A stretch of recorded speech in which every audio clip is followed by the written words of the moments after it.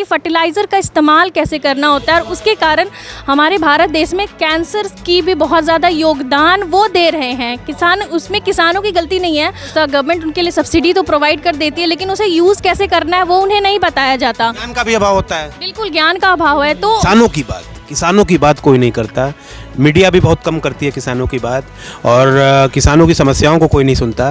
तो हम agri business पे बात करने के लिए हमारे साथ कृति जी हैं, जिनसे हम बात करेंगे कि एग्री बिजनेस तो पहले है क्या, ये जानने का प्रयास करते हैं। एग्री बिजनेस क्या है और उससे किसानों को क्या लाभ है? एग्री बिजनेस जो है वो एक ऐसा सेक्टर है जो किसानों के बारे में सोचता है। किसान तो बना देते हैं सामानों को, लेकिन उसे बेचना, कैसे बेचा जा सकता है, वो हम जैसे जो प्रोफेशनल्स हैं उस चीज़ों को डील करते हैं, और वो किसानों तक अवेयरनेस भी पहुंचाते हैं उसको कि कैसे कर सके। तो एग्री बिजनेस सिर्फ पढ़कर आप एग्रीकल्चर के बारे में नहीं जानते हैं, उसको कैसे आप धरातल में उतार सकते हैं, किस तरह से आप मार्जिन की कैपेसिटी को बढ़ा सकते हैं किसानों के लिए, सिर्फ ये एग्री बिजनेस पढ़कर आप पता कर सकते हैं कि चीज़ों को कैसे आप लोएस्ट से हाई पोजीशन पे वो किसानों के लिए किया जा सके।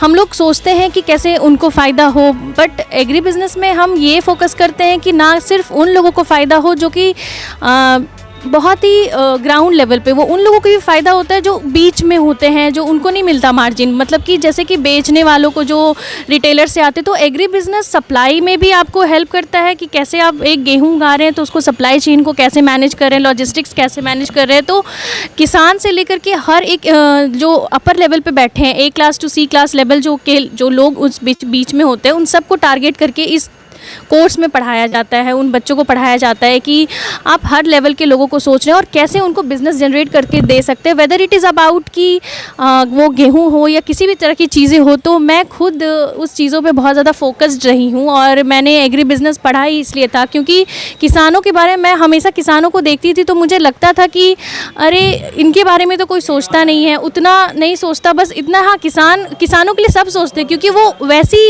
मतलब कह सकते वो एक जाति है, जैसे सब लोग उसको करके रखा है, जैसे कि एक लेवल बना के रखा है। तो वो भी एक तरह के लोग हैं जो जाति, जिनके बारे में बहुत कम लोग सोचते हैं। बस वो हम 60% जो है वो एग्रीकल्चर रिलेटेड है, हमारी जो इंडिया है वो 60% देखती है, लेकिन हम उनको बारे में उतना नहीं सोचते। बस ये सोचते भारत एक कृषि प्रधान देश भी है। जी बिल्कुल, भारत एक कृषि प्रधान देश ही है जहाँ पे 60% एग्रीकल्चर की चीज़ें चलती रहती है, और हम देखते हैं कि अगर उसकी आउटकम में 4 से 5% भी अगर ये हो जाता है तो हमारी जीडीपी 2% हाइक करती है। जी हाँ, मैं सही बता रही हूँ आपको, 2% का हाइक होता है जो एक एग्रीकल्चर बेस्ड प्रोडक्ट हमारे मार्केट और GDP, it is already written in the, मैंने आर्टिकल्स में पढ़ा था जिसमें कि 2% हाइक करता है। तो ऑब्वियसली अगर बहुत सारे स्टूडेंट हैं जो सोचते हैं कि एग्री बिजनेस में करियर नहीं है, बट एग्री बिजनेस में करियर है, आप आइए तो इस चीज़ को अपनाइए। मैं खुद इस चीज़ों को देख करके मैंने बहुत सारे किसानों को देखा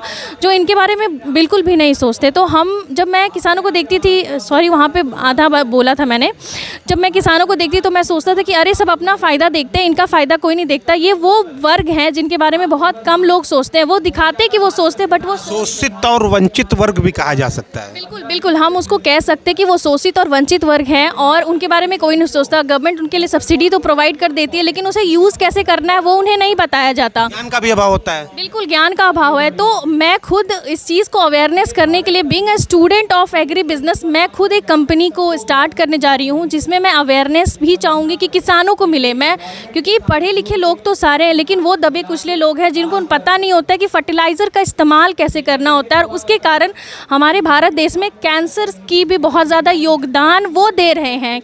उसमें किसानों की गलती नहीं है, उनमें ये है कि उन्हें नॉलेज नहीं है कि वो कैसे, कैंसर का कैसे मतलब योगदान दे रहे हैं। देखिए मैं आपको बता रही हूँ कि वो यूरिया तो छिड़काव कर रहे हैं, लेकिन उन्हें ये नहीं पता कि कितने एरिया स्क्वायर फीट में कितने यूरिया का छिड़काव करना है। उन्हें बस ये पता है कि हाँ भाई यूरिया मिला है सब्सिडी में तो बस छिड़काव कर दो। उन्हें ये नहीं पता कि कितना मात्रा में कहाँ करना और किस तरह से करना है। तो ये अवेयरनेस भी फैलाना बहुत ज़रूरी है, और अगर स्टूडेंट एग्री बिजनेस पढ़ के ये सारी चीज़ों को पढ़ाते हैं और करते हैं और अपनी कंपनी खोल करके या कुछ करते, अगर आप एग्री बिजनेस करते हैं और आप अवेयरनेस नहीं पढ़ रहे तो फिर बेकार है पढ़ना किसी भी चीज़ों को।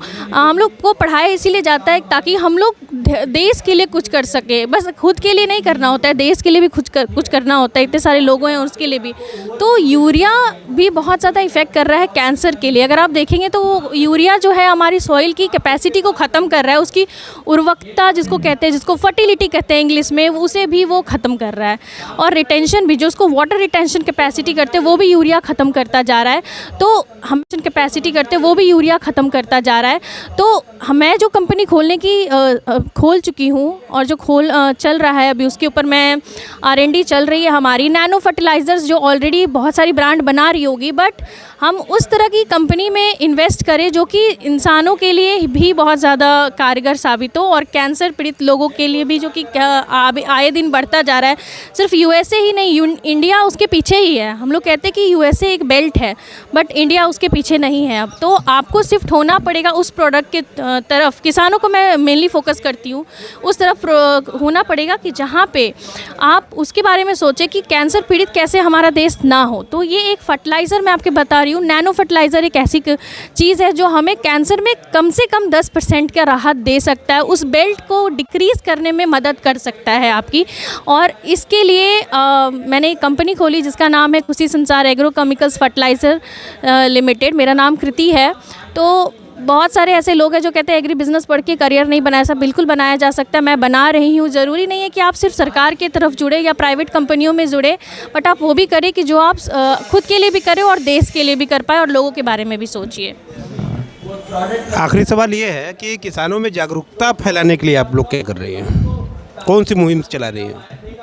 किसानों से जागरूकता फैलाने के लिए सबसे पहले आप एक FPOs के थ्रू कनेक्ट हो सकते हैं, जिसमें आप बता सकते हैं किसानों को कि आप ये कैसे यूज़ कर सकते हैं। जैसे ये बॉटल है, इस बॉटल में नैनो यूरिया जो होता है वो 1 एकड़ के लिए, ये हमारे पास जो बॉटल है बहुत ही छोटे क्वांटिटी की बॉटल है। इस क्वांटिटी की बॉटल में आप 0.5 एकड़ तक की ज़मीन को कवर कर सकते हैं। तो किसानों को बस इतना बताना है कि ये हैंडी है, ये पोर्टेबल है, बहुत पोर्टेबल फ्रेंडली बॉटल है ये। इसको बस पॉकेट में लीजिए और इसको पानी में डालिए और उस नैनो फर्टिलाइज़र को इस्तेमाल करिए। और हम लोग ये जाकर अवेयरनेस किसानों को फैला सकते हैं कि जो यूरिया जिसकी आप 10-10 बोरियाँ खरीदते हैं, आप बस दो बॉटल, इतनी छोटी 2 बॉटल खरीद लिए और उसको आप इस्तेमाल करिए अपने ज़मीनों पे। और आप देखिए आपकी फर्टिलिटी कैसे बढ़ती है, आपके खेत की फर्टिलिटी कितनी रफ्तार से बढ़ती है। और आप ये करके देखेंगे तो ऑब्वियसली इस तरह से हम लोग अवेयरनेस किसानों की तरफ बहुत ज़्यादा बढ़ाएंगे। यूरिया के अतिरिक्त किसानों को भी तो कुछ समस्याएं हैं, उस पर कितना ध्यान दे रही हैं आप लोग? यूरिया के अतिरिक्त किसानों के पास बहुत सारी समस्याएं हैं। उसके बारे में डील करने के लिए ये है कि उनके पास उतनी चीज़ें नहीं पहुंच पाती जो उनको मिलनी चाहिए थी। और इसके तहत भी हम लोग मदद करेंगे उनको, जिस तरह से वो हमारी मदद मतलब मिल सके उनको। वो जो भी कहेंगे हम लोग कोशिश करते हैं कि वो हम उनसे डील कर सकें। उनकी ज़्यादातर दिक्कतें होती है कि हमें ज़्यादा अवेयरनेस नहीं है कि मैं कैसे फर्टिलाइज़र्स को यूज़ कर सकूँ। तो अगर वो हमारे पास कोई भी सवाल लेकर आते तो हम उन्हें सहित जैसे भी जवाब हम लोग उन्हें दे सकते कि आप ऐसे हम मदद कर सकते, वो मदद हम पूरी करने की कोशिश करते हैं। तो ये थी हमारे साथ कृति जी, जो किसानों को लेकर के जागरूकता फैलाने की मुहिम की बात कर रही है और अपना कंपनी भी स्टार्ट करना चाहती है। खेत खलियान की बातें होनी चाहिए, किसानों की भी बातें होनी चाहिए, जिसे मेन स्ट्रीम मीडिया में बहुत कम जगह मिलती है। और गांधी जी भी कहा करते थे कि भारत एक कृषि प्रधान देश है। और मेरा भी यही मानना है, रिपब्लिक हिंदुस्तान ऐसे तमाम मुद्दों